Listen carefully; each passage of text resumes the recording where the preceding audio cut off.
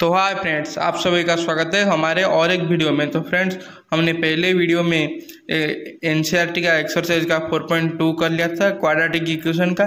तो चलिए इस वीडियो में हम एक्सरसाइज 4.3 कर लेते हैं, जो कि लास्ट एक्सरसाइज है एनसीईआरटी का। तो चलिए बिना देरी के वीडियो को शुरू करते हैं। दोस्तों, एक्सरसाइज शुरू करने पहले हम बता देते हैं इस चैप्टर में एक है डिस्क्रिमिनेंट, जो कि हम आपको बता देते हैं। डिस्क्रिमिनेंट को हम डिनोट करते हैं डी से, और उसका जो वैल्यू होता है वो होता है b² माइनस 4ac। तो दोस्तों, एक्स का वैल्यू हमने आपको बताया था पहले भी हमारे पहले वीडियो में, जो होता है -b प्लस और माइनस b² माइनस 4ac का रूट ओवर। उसमें जो b² माइनस 4ac है उसे हम कहते हैं डी, यानी कि डिस्क्रिमिनेंट। तो उसका बहुत वैल्यू है, उसका जो रूट्स निकलते हैं उसमें बहुत ही केस है। तो यूजुअली 3 केस होते हैं, जो कि हम आपको बताए थे। अगर d ग्रेटर देन 0 होता है तब क्या होता है, सॉल्यूशन रियल होता है और अनइक्वल, यानी कि उस जो सॉल्यूशन निकलते हैं दो अलग अलग होते हैं। 2 रियल सोल्यूशन, यानी कि 2 रियल सोल्यूशन निकलते हैं और वो दोनों अलग अलग होते हैं, यानी कि एक 3 होता है तो एक 6 होता है, ऐसा होता है, दोनों में डिफरेंस रहता है। अगर दोस्तों d 0 होता है, यानी कि b² माइनस 4ac एक क्वाड्रेटिक इक्वेशन में 0 हो गया, तो वहाँ पर क्या होगा, जो रियल नंबर निकलेगा और इक्वल निकलेगा, यानी कि एक ही सॉल्यूशन आएगा और वो इक्वल हो गए, यानी कि एक क्वाड्रेटिक इक्वेशन का सॉल्यूशन आएगा 5 और दूसरा भी 5 आएगा, यानी कि वो रियल और इक्वल हो गए। और दोस्तों, तीसरा केस में d लेस देन 0 होता है, और d अगर लेस देन 0 हो गया तो वो एक इमेजिनरी सॉल्यूशन होगा। इसका एग्जांपल आप नीचे के स्क्रीन में देख सकते हैं। x² प्लस 4x प्लस 7 हो गया 0। दोस्तों, अगर आप इस इक्वेशन में x का वैल्यू फाइंड करना चाहोगे तो x का वैल्यू में क्या दिक्कत होगा आप मुझे कमेंट में ज़रूर बताना।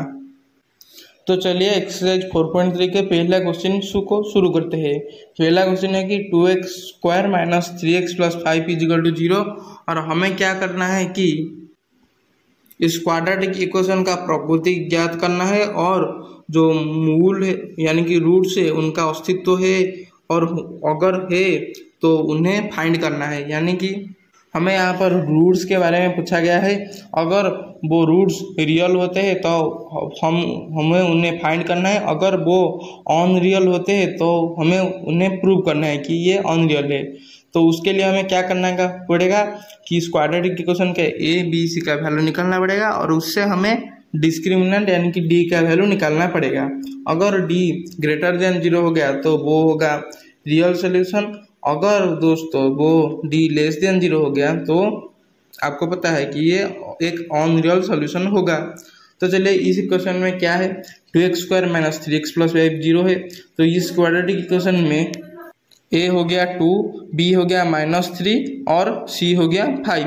तो d का वैल्यू क्या आएगा, b² माइनस 4ac, b हो गया -3 यानी कि -3 का स्क्वायर माइनस 4 इंटू 2 इंटू 5, तो 9 माइनस 40 हो गया -31। दोस्तों, आप यहाँ पर देख सकते हैं d जो है वो लेस देन 0 है, तो ये एक रियल सॉल्यूशन नहीं है, तो इसका सॉल्यूशन रियल नहीं होगा।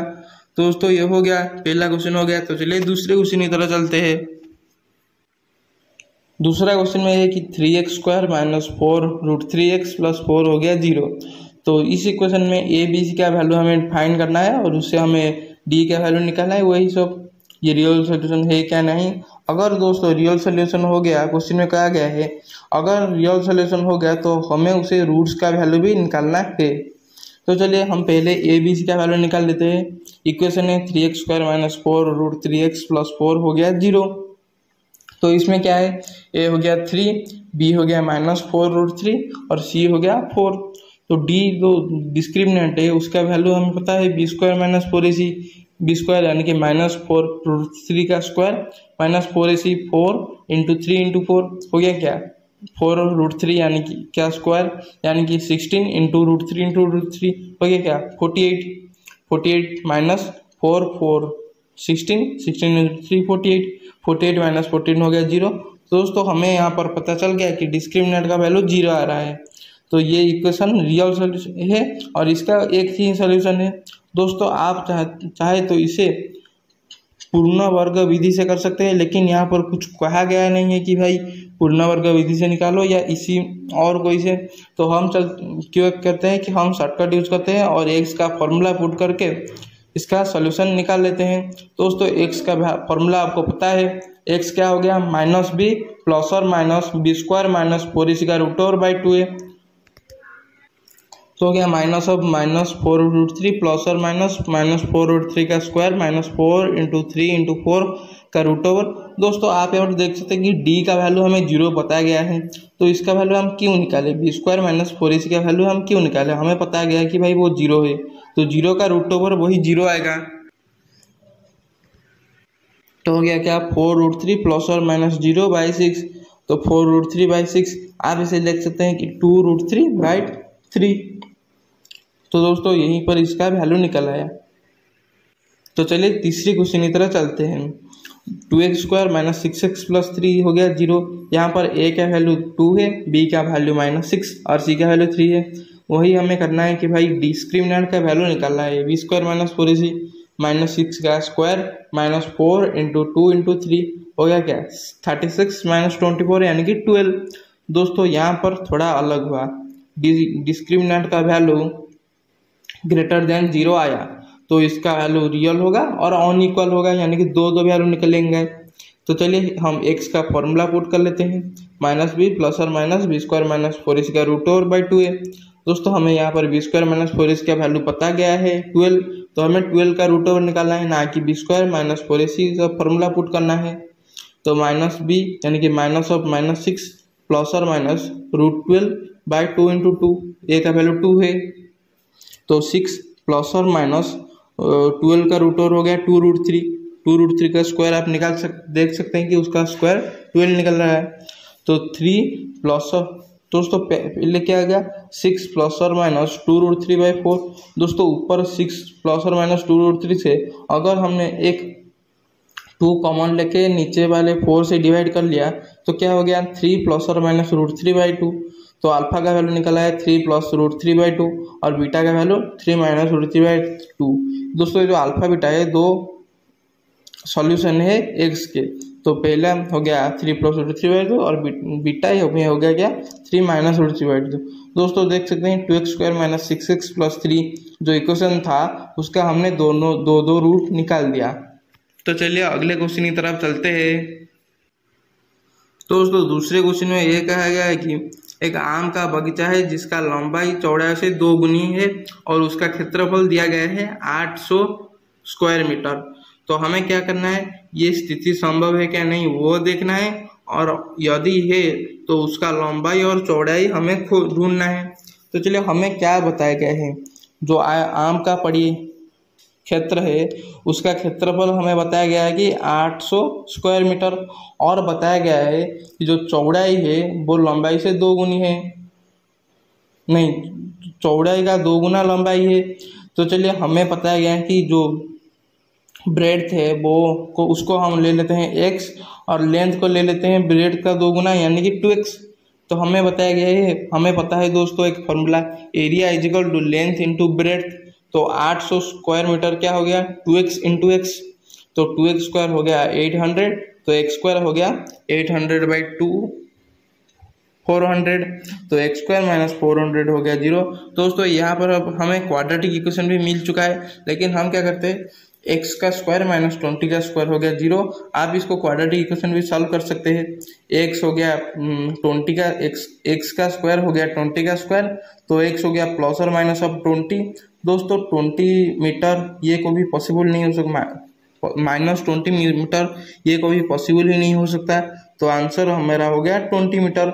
और हाँ दोस्तों इस 20 मीटर से आपको चौड़ाई मिल जाएगा और आप लेंथ को फाइंड कर सकते हैं जो है 40 मीटर। आपको पता है अगर चौड़ाई 20 मीटर हुआ तो लेंथ उसका 2 गुना होगा यानी कि 40 मीटर हो गया। दोस्तों हमने उस आम का बगीचा का दैर्घ्य और प्रस्थ हमने फाइंड कर लिया। तो चलिए अगले क्वेश्चन की तरफ चलते हैं। दोस्तों दूसरा क्वेश्चन भी कुछ वैसा ही है। यहाँ पर पूछाएगा कि ये स्थिति क्या संभव है दो मित्रों का आयु का योग 20 साल का है और 4 साल पहले उनका आयु का गुणनफल 48 था।